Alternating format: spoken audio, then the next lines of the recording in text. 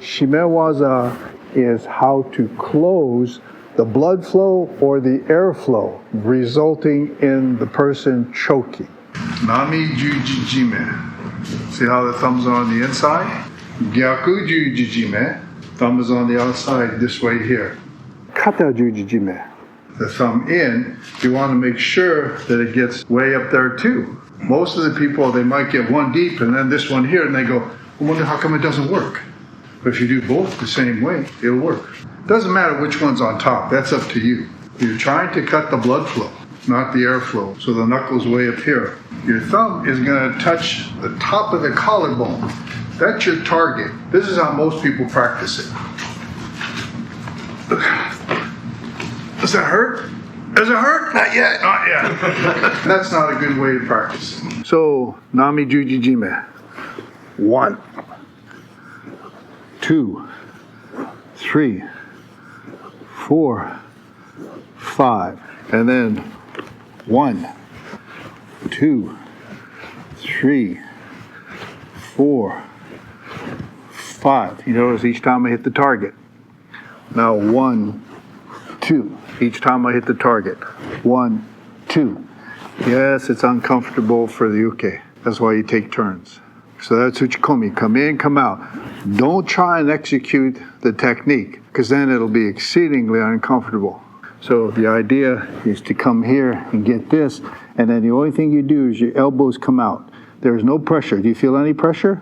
None whatsoever. Wake up, Al, wake up. He's out. I've seen that happen. Sensei was demonstrating, Sensei, I think he's out. Yeah, he was out. And he didn't do anything. He just had it perfectly placed, and little by little, the blood flow slowed. The guy was out. Had to do couple. So just nice and easy here. And remember to keep your elbows bent. Don't straighten them out like this and then try and yank it up. Just keep your elbows nice and relaxed and then come out. Do 5, 5, and then 5. And then do the same thing with Gyaku. And then do the same thing with Kata. Remember, fast is fine, but accuracy is final. A salute to Wyatt Earp. And thanks to Kieran Gallagher, who will be back here someday for providing that sign. It really means an awful lot. You're trying to do quantity as opposed to quality. You want to practice for quality. It's free. It doesn't cost you any more money to practice in a quality manner, right? The return on investment is significant. I mean, I used to go, man, for 3 hours we've been doing this. But boy, then when I got out there, oh, there's a return on investment. So now I'm going to show you the defense and the escape. The Fusegi, the methods of defense and escape, are practicing. You have to allow the person to do the technique to defend and escape. He's on top. So here, the defense right away is to push this away. Pretty simple, isn't it? So here, what a lot of people do is they do this. They think this is going to prevent Shime-waza. They're absolutely wrong. Look at how deep he is already. But if he approaches in and I take here this elbow, you see here this hand here, and I come around here and I cup it over and I turn my body. See here? It pushes him right over.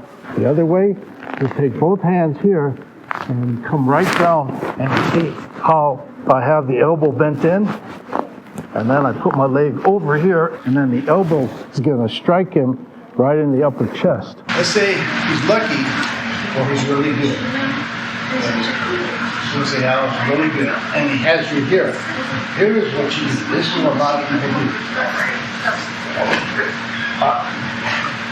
He's got his weight on him, doesn't he? What makes... I'm really good. He's really good. He's got it in there deep. He's been practicing. What makes anybody think that they're strong enough to push him up like that? He can't do it. It's nearly impossible. So what he has me here. See this hand here? See how it comes through? Here. You see how I've escaped? 99% of the time there's a space. So here, this hand comes right through. Look at what happens. Here, you have to do this very fast. You can't do it slow and turn. There has to be, pop in there and turn. So here he has it, there's a space. Shoot this through, and here I am. And then I can come right in. And then because I don't like it, I'm going to take this hand here, pow, and I'm going to break it just like that. I'm not just going to roll him over. I'm going to go right into the next one. It's called Shime-waza. So I show you another way. He has Nami-Juji-Jime, right this way here. Okay? From here, you see how I bring both hands in here? Right? This one here goes this way here. This one here goes up. And then from here, I can turn him over. And from here, it's easy to get out of the guard. So I've never seen anybody come in with both hands at the same time. Okay, it's always one. From here, and as soon as this occurs, Then you want to do it. If you can get this hand here, he comes in, so this hand's coming. You see how I have it trapped here? I can go either way, this way or that way. Just depends on where he's leaning as a position. And that same process can be done with Gyaku-Juji-Jime and Kata-Juji-Jime. so here, okay, here he comes in right here. See here, and then here. Now I have it on him. I'm doing Kata-Juji-Jime from the bottom, but he's trying to do Nami-Juji-Jime on me. Look at my elbow. I'm defending here. All I have to do now is this. See, and I have it. He's on top, trying to bend his elbows, where I'm on the bottom. I'm pulling, and then I'm going to be able to turn very quickly. And of course, there's other Shime-waza that you can apply as a kai-shi-waza, a return technique. The best defense is an offense. If you watch a lot of judo tournaments, you'll see people going down. The first thing they do is they do this. This will soon be called stalling. In the old days, they go down, they do that, right? No big deal. See what I have here? And then I come in. Sorry. Is that the camel clutch? That's a camel, close to the camel clutch. Half camel. It's a camel with the filter on it. So you could do all of those techniques. Nami-Juji-Jime, Gyaku-Juji-Jime, Kata-Juji-Jime from the bottom up. You don't have to be on top to do it.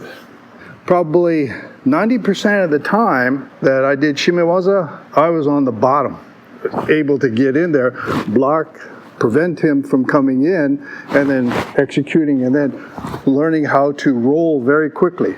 Kind of like a gator, you know how they get it and then they roll. It was that kind of thing. And we used to practice that, just roll, and then throw up.